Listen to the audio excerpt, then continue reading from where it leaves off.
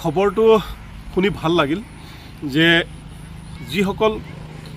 সন্দেহযুক্ত বাংলাদেশী বুলি কৈ ভাৰতৰ সিপাৰে তেওঁলোকে নো মেন্স লেণ্ডত থৈ আহিছিলে বাংলাদেশৰ তেওঁলোকক উভতাই দিয়া হৈছে বাংলাদেশৰ পৰা আৰু ভাৰতলৈ ঘূৰি আহিছে আৰু বিভিন্ন সংবাদ মাধ্যমৰ জৰিয়তে জানিব পাৰিছোঁ যে খাইৰুল ইছলাম নামৰ শিক্ষকগৰাকী আৰম্ভ কৰি বিভিন্নজনক তেওঁলোকৰ ঘৰলৈ যাব দিয়া হৈছে আৰু সেইকাৰণে ভাল লাগিছে যে আজি ন্যায়ৰ জয় হৈছে আজি সত্য গণতন্ত্ৰ প্ৰতিষ্ঠা হৈছে আজি ভাৰতবৰ্ষৰ সংবিধানৰ জয় হৈছে গৃহ বিভাগে এনেকুৱা ধৰণৰ কাম কৰিব নালাগিছিলে কিছুমান ব্যক্তিৰ গোচৰ চলি আছে আৰু 1971 চনৰ 25 মাৰ্চৰ পূৰ্বৰ সকলো নথিপত্ৰ তেওঁলোকৰ আছিল তেওঁলোকৰ সম্পূৰ্ণৰূপে ভাৰতীয় নথিপত্ৰ থকাৰ পিছতো ভাৰতত জন্মগ্ৰহণ কৰাৰ পিছতো একমাত্ৰ মুছলমান হোৱাৰ কাৰণে তেওঁলোকক বাংলাদেশী বুলি শাৰীৰিক অত্যাচাৰ চলোৱা হ'ল মানসিক অত্যাচাৰ চলোৱা হ'ল আনকি তেওঁলোকৰ যি আত্মমৰ্যাদা মান মৰ্যাদা এইবোৰত তেওঁলোকে চৰকাৰে হাত দিলে তেওঁলোকৰ সীমান্ত যি বিভাগ আছে আৰক্ষী বিভাগ আছে এই বিভাগে দিলে মানুহৰ আত্মমৰ্যাদালৈ খেলাৰ কাৰো অধিকাৰ নাই মানুহৰ আত্মসন্মান লৈ খেলাৰ কাৰো অধিকাৰ নাই আজি আপোনালোকে লাজ পাইছে না নাই আজি লাজ পাব লাগে আপোনালোকে যে ভাৰতবৰ্ষত আইন ব্যৱস্থা আছে সত্য বোলা এটা বস্তু আছে ন্যায় বোলা এটা বস্তু আছে আৰু ন্যায়ৰ জয় সদায় হয় আৰু অন্যায় সদায় পৰাজয় হয় গতিকে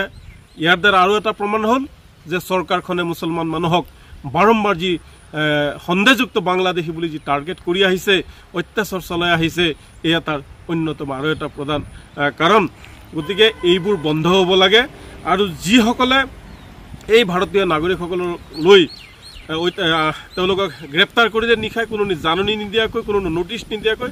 আৰু অত্যাচাৰ কৰিলে কিছুমানক খাবলৈ দিয়া নহ'ল আৰু মাৰপিট কৰা হ'ল সেইসকলৰ ওপৰত এতিয়া মহামান্য গুৱাহাটী উচ্চ ন্যায়ালয়ে ব্যৱস্থা ল'ব লাগে আমি উচ্চ ন্যায়ালয়ক আমি গুৱাহাটী উচ্চ ন্যায়ালয়ক ধন্যবাদ জনাইছোঁ আৰু সেইসকলৰ বিৰুদ্ধে এতিয়া আইনী ব্যৱস্থা হাতত লোৱাৰ কাৰণে আমি ইতিমধ্যে আজি আমি আবেদন জনাম যাতে যিসকল লোকে এওঁলোকক মুছলমান বুলি টাৰ্গেট কৰি এওঁলোকক শাৰীৰিকভাৱে অত্যাচাৰ কৰিছে মানসিকভাৱে অত্যাচাৰ কৰিছে তেওঁলোকে মানুহৰ যি অধিকাৰ মানৱ অধিকাৰ আইন তেওঁলোকে উলংঘা কৰিছে গতিকে আইন উলংঘাকাৰীৰ দোষী কিন্তু শাস্তি হ'বই লাগিব আৰু এতিয়া অসমৰ ৰাইজে জানিব বিচাৰিছে যে এয়া কিয় কৰা হ'ল চৰকাৰৰ বাবে এয়া আৱেগ সৃষ্টি কৰাৰ এটা ঢৌ হ'ব পাৰে চৰকাৰৰ বাবে এয়া নাটক হ'ব পাৰে কিন্তু আমাৰ বাবে সেয়া নাটক নহয় আমাৰ বাবে সেয়া আত্মমৰ্যাদা আৰু